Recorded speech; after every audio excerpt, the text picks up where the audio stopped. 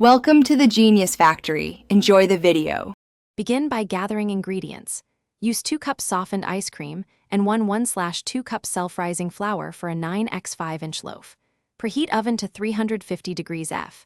Grease a 9x 5-inch loaf pan with 1 tablespoon butter or oil so the bread releases easily. Scoop ice cream into a mixing bowl and let it soften 5 to 10 minutes until scoopable but not melted. This retains air and flavor. Measure the flour with a dry cup. Avoid packing it to keep the crumb tender and light. Fold 1/2 cups self-rising flour into 2 cups softened ice cream until just combined. Do not overmix to preserve softness. If you only have all-purpose flour, use 1/2 teaspoons baking powder and 1/2 teaspoons salt per cup to substitute. Mix dry first. Pour batter into the prepared 9x 5-inch loaf pan and smooth the top with a spatula. Bake at 350 degrees F for 40 to 50 minutes. Checking at 35 minutes. A toothpick inserted in the center. Let the loaf cool in the pan 10 minutes, then transfer to a wire rack to cool 30 minutes before slicing. This prevents a gummy center.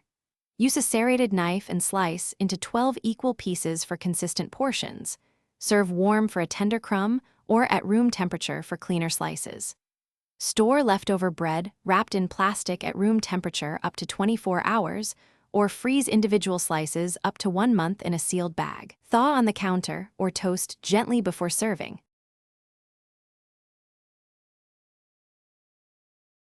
Thanks for watching. If you found this helpful, don't forget to like and subscribe.